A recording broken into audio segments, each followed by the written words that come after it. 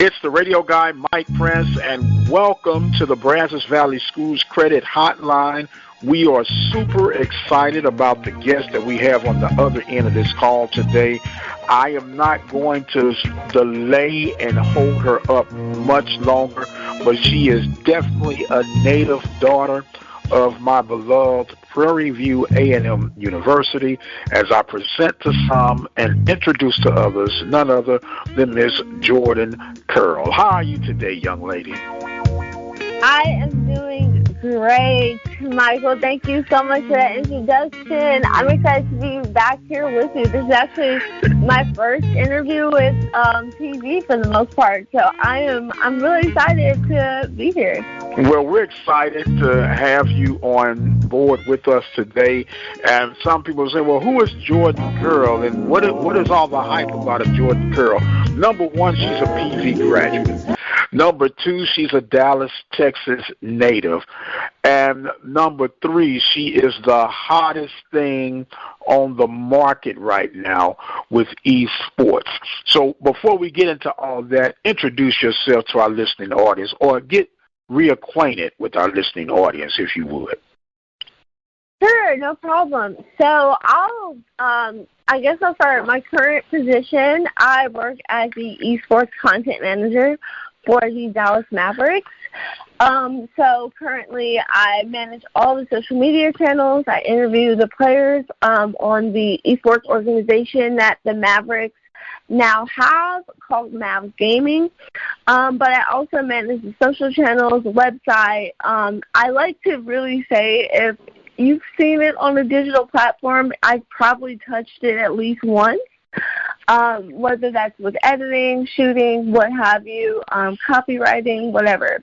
But just to take it even further back, I graduated from Prairie View in 2017, in May 2017, with my degree in computer science. And honestly, I didn't do much computer science work while I was at PV, in all honesty. Other than school, I worked a lot in communications. I got a minor in comm. I worked with Mr. Prince on his radio station, doing some color and play-by-play for high school sports. Also worked for the radio station and did a lot of stuff like that. But I wanted to get advance my skills a little more. So what I did, I went on to Northwestern University and got my master's degree there, but I studied and specifically focused on sports media. Originally went in with the plan of focusing on basketball.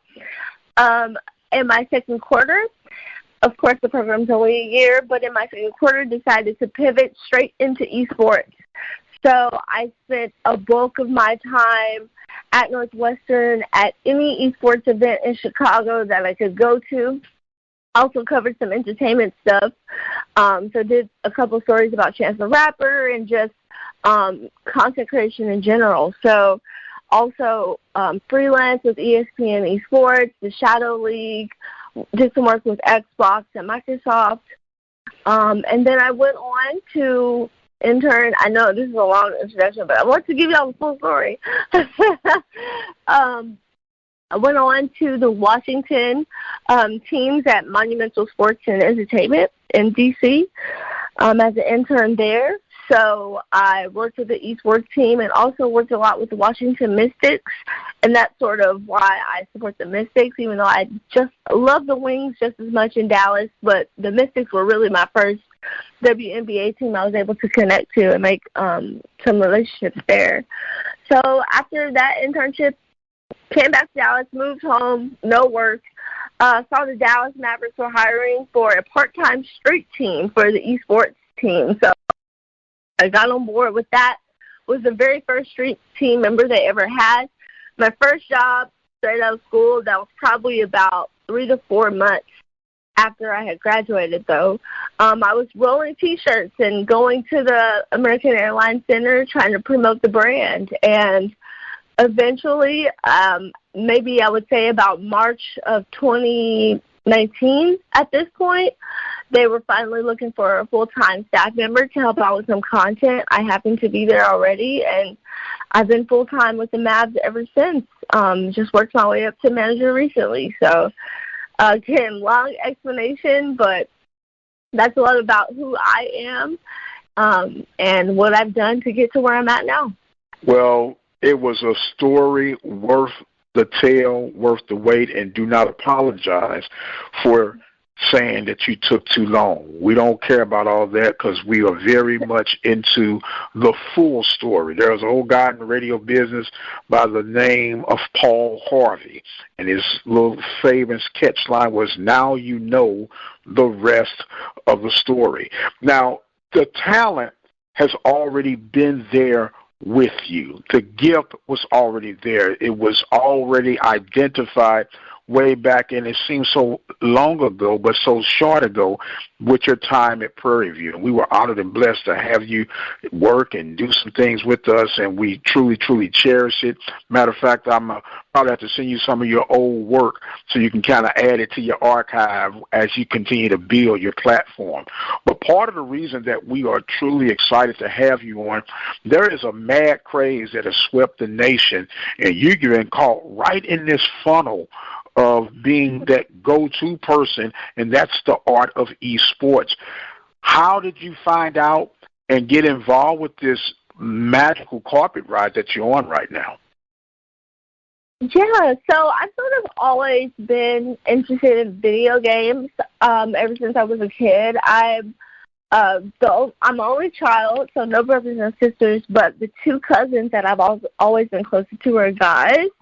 And we used to play video games growing up together. So it was just, we used to come to each other's houses. Everyone had a different console and a different system that we used to play. And funny enough, I also used to read video game magazines about whether that's reviews, about what's going on. At the time, I don't remember them having esports content in the Game Informer, is what they call it, Game Informer magazine with GameStop. But when I was reading those, I never thought of video game journalism or professional video game journalism as a career path. I don't know why, but I was a kid reading those. So once I got to Northwestern, I was doing some research, and I discovered this platform. I found out for myself about it in 2017, but it had been around much longer than that. It's called Twitch. And Twitch is a platform, for those that don't know, where you can stream anything you want. It was originally developed for gaming and streaming video games to your friends and audience, but at this point it's grown to stream anything you want. And so I was watching Twitch, and I found a game called League of Legends. We used to play it in college, at Prairie View, but I found that there was an esports side of it. And again, esports is called professional video gaming. And I was like, wow, okay, this is really cool. Like, I'm watching somebody play League of Legends professionally. But what really enticed me was the fact that they had broadcasters. They had guys who were just like what we used to do for, whether that's Panther Vision or what have you with school. They were broadcasting it like play-by-play and color analysts. And I said, whoa, like, so you mean to tell me I could do exactly what I wanted to do with basketball, but do it for video games? So after I saw that, I started looking at every video game title that I loved. So whether that was Pokemon, Call of Duty had some amazing casters. This game I love called Gears of War under Microsoft had some amazing casters. So once I saw that, I just started researching as many of their broadcast talent as I could, their backgrounds, how they got to that point. Mind you, most of them didn't really have to go to college, so a lot of them didn't go to college. They started as professional gamers and then pivoted to the broadcast work. So really, a lot of the people who I meet also, and maybe this is getting into a future question, a lot of people I meet don't necessarily have collegiate degrees. They just love the game. They play the game so heavily, so they know the ins and outs about it, so they talk about it. So I'm one of the rare ones that does have a degree, but I'm sure there are others that do, but I'm honestly one of the rare ones that does. And I don't necessarily think it's a bad thing. I think it's great that I have that skill set, as well as the love for the game. But literally that's how I found him. I was watching on a platform called Twitch, and I just said, wow, so I could do the same thing I wanted to do for basketball or football or what have you, but I could do it for video gaming. And I was like, let's try it. And, of course, you know, I told my family, funny story, I told my mom and about wanting to pivot, and she was extremely supportive on the phone to me. But now, when we talk about it sometimes, she was like, she would go back and call her mother, my grandma, and say, you know, she wants to get into, you know, professional video games, and I'm not exactly sure what it is, but I don't know. What do you think? Like, so she was confident on the phone to me, but in the shadows, she was like, I don't know about this. But then it's funny, I made a video about how much money that some of these professional video gamers make. And it was all focused on console and Call of Duty because, again, I'm a console gamer, so Xbox and PlayStation. And it was upwards of more than 6 figures. Some people have made 7 figures in winnings and in earnings, not including their sponsorship deals and what have you, in video games, you know? So she was like, oh, okay, they're making all this money. Maybe you can make some of the so let's do it. So it's so funny. Yeah, but that's really how I got my start. We're talking right now with Ms. Jourdan Kerl, of PV graduate, Northwestern graduate, the Miss Esports Guru, show host extraordinaire right here at the Open Mic Broadcast Network and the Brazos Valley Schools Credit Union Hotline. Now, Jourdan, you may mention that you're one of the few that actually have a degree, which I might add a note. That's why you're the manager, and the other ones are not. So you get ahead to take care of that. But when you first go to Northwestern, you come from an HBCU culture. You get into a different exposure, a different world. Did you ever feel slightly maybe intimidated when you start breaking into this new venture? And how much did Prairie View prepare you for the journey that you're on right now? Yeah, so to answer your first question in total transparency, I was very intimidated. I came from a background in computer science. I had some experience in communications, but quite a few. Of course, Northwestern, the program does not expect all of its students to have journalism backgrounds and everything like that, but there were quite a few students who already had experience in like actual work experience and were coming back to get a degree. So I was definitely, and I came straight out of school. Not many did that either. And then not to mention the fact that I don't remember the percentages, so I don't want to say them incorrectly, but I think maybe there were 12 African-American students in my class of 120. So all of those factors, I was very, like, you know, and question myself a lot of times, like, am I supposed to be here? I'm still, to an extent, like, surprised that I chose Northwestern. And I have another story. I actually originally had planned to apply to maybe 5 schools. I know Syracuse, USC, Northwestern. I want to say I was also going to apply to Columbia and one other school. I ended up meeting one of the graduate admissions officers. I can't remember their actual titles, but Carla is her name, and I met her at University of Houston. I drove from PV all the way to U of H because that was the one time and that was the one place where I could meet a counselor and actually talk to them about the program. And I scheduled an appointment. I think it was a party or something going on that night at PV, but I didn't care about none of that. Like, I was going to the next at that point. I wasn't really a big, like, go to parties type of student. I was thinking about graduate school and getting a job at this point. So it might have been homecoming week, honestly.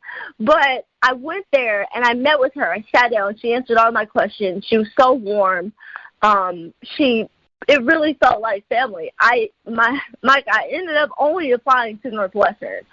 and Northwestern does not accept many students. And again, it was a class of 120, and I think they had some well over 35,000 applicants. So I ended up only applying to Northwestern, which at the time when, again, I told my mom, I said, hey, I decided I'm not going to apply to no other school. She's telling me, have you got the applications in? I'm like, no, I'm done applying. I know Northwestern is where I want to go. It's where I want to be. And actually, she was like, okay, that's fine. And then here we go again, back to it. She calls her mom, like, I don't think this is the right idea. She's not going to apply Northwestern's a private university and at the top of the journalism pillar. So she was really nervous, but thank God I ended up getting accepted. And once I was there, again, back to what I was talking about, yeah, I was definitely a little intimidated for sure. But, one thing that I can say, Prairie View absolutely prepared me for the experience. If anything, you learn that you belong in every room that has opened for you. It's one thing, and I like to tell the students when I get a chance to talk to them is I'm actually reading this book called Unlabeled by Mark Echo, and he talks about fear, and a good amount of fear is acceptable to have, but you can't let your fear outweigh what actions you're going to take. So having fear is normal, but don't let it discourage you and get you out of your rhythm and take you away from what you're supposed to be doing. And at the time, now that I'm looking back on it, I realized that was what I was doing. But at the time, I was just pushing forward.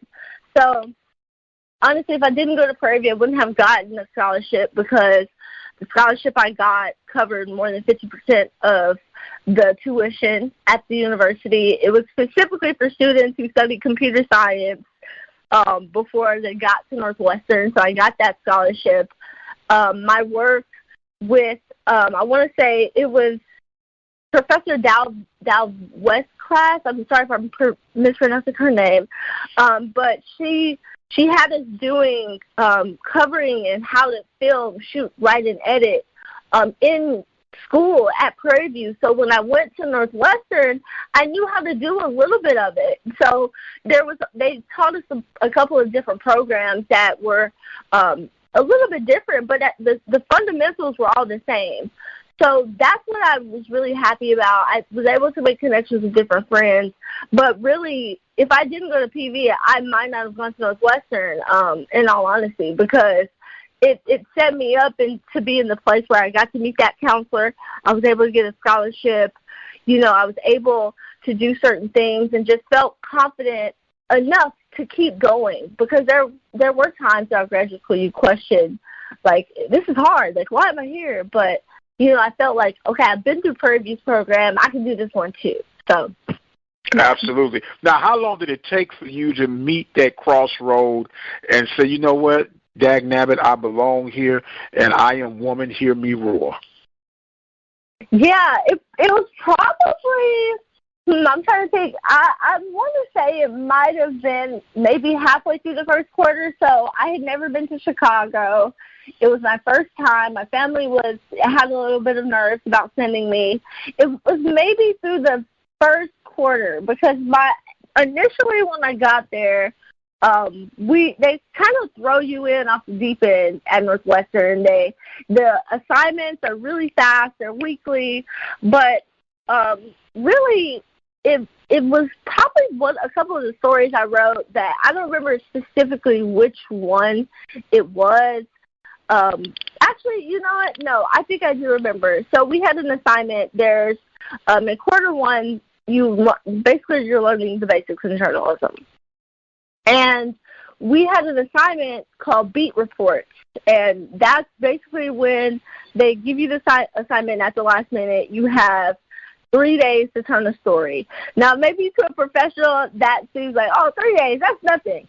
But realistically, it was kind of hard for a new journalism student. I was a little nervous. I still get a little anxiety walking up to people, like man on the street interviews. I get a little nervous walking up to a stranger asking them for quotes, and I still get nervous doing interviews and stuff with people. So we were assigned to do a beat report. Now, mind you, what I just said, I get a little nervous asking questions, right? Well, I don't know if you remember, but Chance the Rapper and Chadwick Boseman had done a movie called Marshall. And at the time, Chance the Rapper, he bought out 2 different theaters, all of the showtime, to let fans go see the movie Marshall because it was so important and so relevant to the political climate that we were in back then in 2017. So that news broke in Chicago. So I said, "Oh my God, this is beat news. This is a beat report. Like, oh my God, I'm gonna get on the train and I'm gonna go cover Chance the Rapper." So I started thinking to myself, I was like, "Dang, okay, well there's two theaters that he bought out, but I want to be at the theater that he's going to go to try to get some quotes from Chance the Rapper." So it ended up, I ended up just picking one of the theaters, the closest one to me, because they were both on the south side of town, and we all lived on the north side. So I was like, well, I'm going to be late. I'm not going to be able to go too far. So I ended up doing that, and I tried to work the room as much as possible. I talked to some security guards. They couldn't tell us exactly which theater. So then I went to the manager of the theater. You know, I was really trying to milk this, right? I'm just a student. I was like, yeah, you know, I'm with the Medill News Service. That's literally what I told them. I'm with the Medill News Service. This was actually just for an assignment, you know? And ended up figuring out which theater, what time he was going to. So I waited around. I was like, well, give me a ticket to that show. It ends up where we not only watch the whole movie, I sit there, I'm like, dang, he didn't come to the theater. He's not going to watch it with us. At the end of the movie, the credits are done. The credits are rolling. Chance the Rapper not only walks in, but he also brings Chadwick Boseman with him. And also, I can't remember the other actor's name. I'm really bad with actors' names. But the two lead actors and Chance walk into the room. They do a whole sit-down with the entire theater, answer our questions. So I'm asking questions. Like, it was insane. So I'm thinking, oh, wow, I have a great story. I type this up, like, go boom. So then we go back to class. I think it's Monday at this point. Our teachers reading up. She always kind of recaps what the stories are and how we did. But she specifically goes to my story. And actually, it turns out another student had the same idea. And she was like, this is exactly what Beat News is. But the unfortunate part is one of you, and she actually ended up calling me over the weekend about it and stuff. She said one of you took the extra step to figure out what theater he was going to go in and what show the rapper and the two actors, and ended up having quotes. And it ended up being an amazing story. While the other one, you ended up covering the story in the event, but it was just unfortunate that somebody else took it a step further. And she did that comparison because realistically in journalism, your stories are always going to be compared to sources. So I think it was at that moment when she pointed out my story and said, this is what Beat News is. This is what you have to do as a reporter to get the best and take that extra step and that extra mile. To use that as an example, and despite me being the student who covered computer science, doesn't have a lot of connections that most of these students have, that was the moment that I said, you know what, I can do this. You know, I'm doing the right thing. I'm out working. And to put it very, the white student who has a connection, he had a degree in it and everything like that, and they love to brag about that. I hated that when I was there, so I always wanted to outwork every single student. Well, you know what? That is a very fascinating story, and it just goes to prove that hard work beats talent when talent don't work hard. We're talking with Miss Jourdan Kerl on the Brazos Valley Schools Credit Union Hotline here on the Mike Prince Show Special Edition. Jourdan, I got to take a break. Can you sit with me through the break, and we can continue on with this story? Absolutely. All right. Well, ladies and gentlemen, stay right where you got it. We'll be right back. You listen to the Open Mic Broadcast Network and the Mike Prince Show. Prairie View Athletic Club has been proudly supporting the Prairie View Athletic Department since 1986. The Prairie View Athletic Club believes in the rich traditions of Prairie View Athletics and all that it has to offer. For more information and details on how to become a member of the Prairie View Athletic Club, call 936-857-5817. A proud supporter of Prairie View Athletics, the Prairie View Athletic Club in Prairie View, Texas.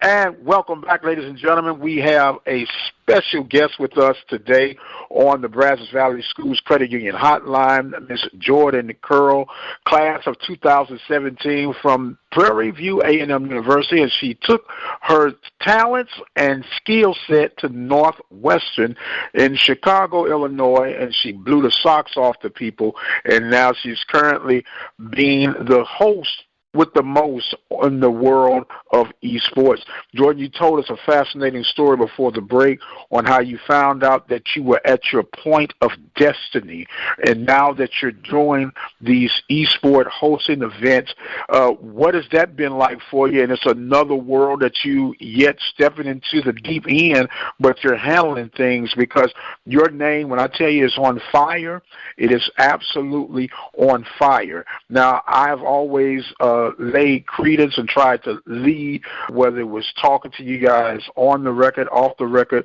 about daring to be different, go where other people don't go, and you create your niche, you create your market, and you have done that very same thing. And I got to keep stressing how extremely proud I am to be able to interview you and hear your story as it's unfolding. But with this esports, it's a huge market as far as financial compensation for players, hosts, and people are spending money in it. Does it seem like there's going to be an end to this thing? You know, I think that's a great question. I think, honestly, I don't think it's going to be coming to an end, honestly, because if you look at the landscape and how games have been developed, games have been around even before I was born in '93. So video gaming is nothing new. And because people are always trying to look for what's going to be the next game, like what's going to be fun, what's going to keep people busy, I want to say that the video game industry just as a whole is well over $1 billion industry. It really just comes down to, will those same publishers want to step into the competitive gaming scene? And for the most part, I think that's a yes. Even Pokemon, which growing up, I never saw it as a competitive type of thing. I just loved catching them all, as the slogan goes. But no, honestly, I don't think so. I think if anything, there's just going to be more opportunity, more jobs, because you notice that it's sort of the same way how basketball and really most sports started. Oh, you guys want to compete against one another? You want to have a broadcast about, the basketball games like ESPN. Like, what, you want to do a sports network just about sports? People question it initially. I see more dollars coming into it. Of course, COVID has sort of set everybody back a little bit, not just esports, basketball, football is really taking a beater right now. But I definitely feel like it's one of those that is not going to go anywhere. I think, if anything, more people are going to connect to esports because it's for everyone. Like, more people have the opportunity to be a Call of Duty professional. There's tons of teams, whereas you see the Steph Currys of the world, everybody can't be Steph. Everybody can't be KD or James Harden. So it's one of those things where, and it's also a little bit more accessible. So literally I could watch somebody playing on NBA 2K and say, wow, I wonder how he did that. Okay, I can actually pick up a controller right now and do it myself, whereas the physical challenges are not presented in esports that they are in some of the other professional I call traditional sports. So No, I don't feel like esports is going anywhere. I think jobs are going to be available for students coming out of university. They're definitely going to need a lot of business people. Legal representation, I think, is going to become more popular in the years to come. So, no, I don't think it's going anywhere. Well, I just want you to know, young lady, you really made me feel ancient when you told me the year that you were born of 93. That was the actual year that I graduated from Prairie View, and I'm going like, gee, Willikers. But it's okay.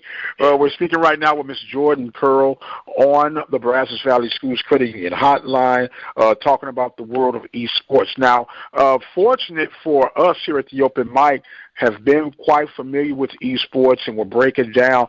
A lot of people are not aware that they're broken down into consoles and to computer gaming, and there's a slight difference between each world, and then there's in-house and then online gaming. And, of course, the online gaming has really blown up. There are a lot of investments from institutional standpoints where they're investing in the Internet to be fast enough, stable enough to host these internet competitions, and then they have varsity teams and club teams.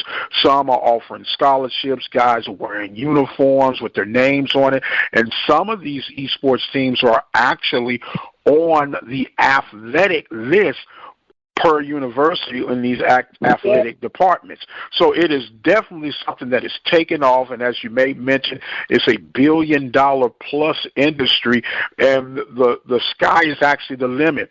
One thing you don't have to worry about, people getting seriously injured.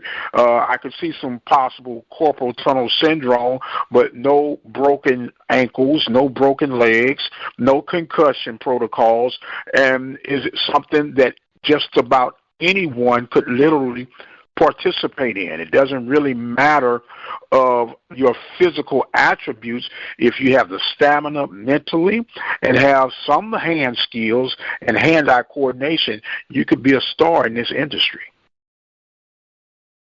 Yeah, you hit it right on the head. You really can. And it's the great part about it is you can take the time to become and get on that level. And even a lot of these esports pros, they stream. You know, they make themselves accessible on Twitch.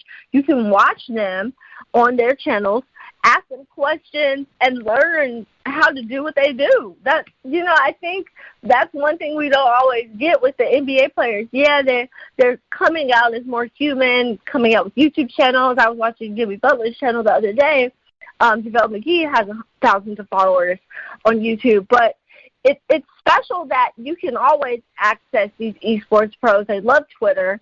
They're always on Twitter, so I think that's the beauty of it all. It's absolutely the beauty of it. It's the simplicity of it, the accessibility of it, all of it wrapped in one. Now, with all of these markets that are opening, they're being created, and you see the land of opportunity. Where does Jourdan see herself in this esport world within the next 5 years? Yeah, so within the next 5 years, I definitely see myself hosting a digital show. I've been in talking about this for years now. Well, not years, probably about a couple months, been thinking about it, but I definitely see myself hosting a show that is very popular one day, and I'm putting in the action, the legwork now for that potential goal. And really, I started a show when I was at Northwestern called On the Sticks. The goal was really just to get practice and do stuff, and then I'll put it out on YouTube, see if it hits, it does, cool. But really, I just wanted to get practice. But now I think I'm at the point where I can speak to different people and different experiences. And I've always been, since I've been in journalism, some of my favorite things I've done was I was at Northwestern at Prairie View, was talking to the athletes and getting to know who they are, and showing them as bright, the best of course, but always just bright, intelligent, and just more than just the athlete or the person who plays the game. So that's definitely something I want to do, is maybe some sort of deep dive conversation.